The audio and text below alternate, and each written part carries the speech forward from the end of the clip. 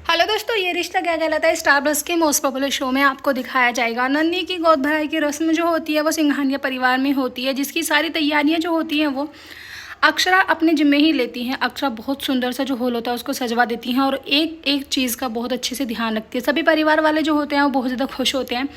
अक्षरा की तारीफ़ करी जाती है। सभी कहते हैं कि इतने कम समय में इतना अच्छा अरेंजमेंट बहुत अच्छा लगा हमें सब देखकर। तभी करिश्मा जो होती है वो नमन से कहती है कि जब इन्होंने गोद भराई के कि हल्दी मेहंदी संगीत का जो रस्म है वो भी बहुत अच्छे से करेंगी, अरेंजमेंट करेंगी। तभी नंदनी और नंदनी का पूरा परिवार जो होता है वहाँ पर आ जाते हैं।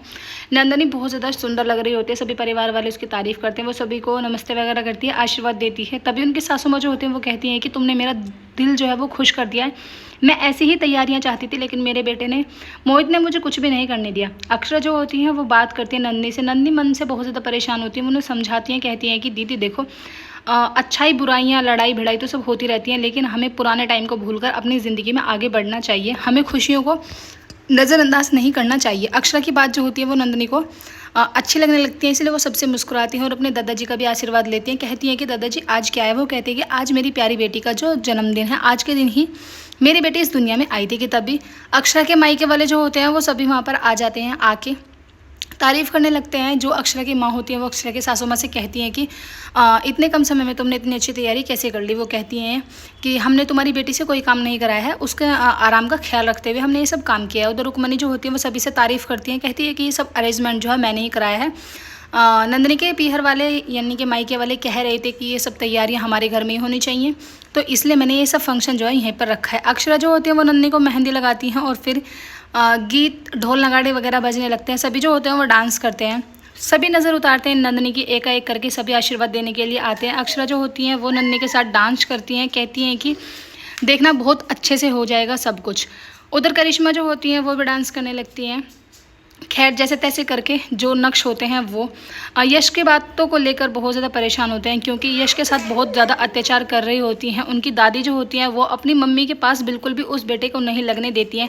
जैसे ही यश अपनी मम्मी के पास जाते हैं कि वो बार बार उन्हें आवाज़ मारती हैं, आंखें दिखाने लगती हैं, धमकी देती हैं कि मैं तुमको, अगर तुम मेरी बातें नहीं मानोगी तो मैं तुम्हें हॉस्टल भेज दूँगी। ये सब बातें नक्श को बर्दाश्त नहीं होती हैं। जैसे उनकी दादी यश को पकड़ के लेके जा रही होती हैं कि वो जोर से चिल्लाने लगते हैं, कहते हैं कि दादी रुको, अब तुम ये अत्याचार नहीं कर सकती हो, तुम्हें पता नहीं है कि तुम इस बच्चे के साथ क्या कर रही हो। तभी सभी परिवार वाले जो होते हैं वो शॉक्ड हो जाते हैं ये सब बातें सुनकर।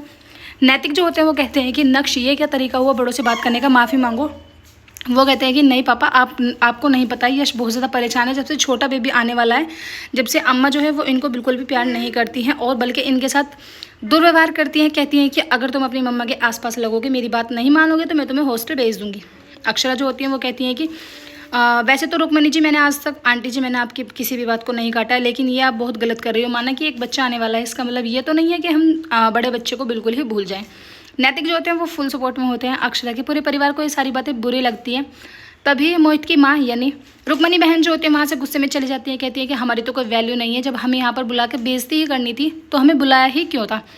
यश से जो उनके पापा होते हैं वो माफ़ी मांगते हैं, कहते हैं कि बेटा मुझे माफ़ करो, मैं इतनी उलझन में फंस गया था कि मैं अपने बच्चे का ध्यान नहीं रख पाया कि वो किस परिस्थिति से गुजर रहा है।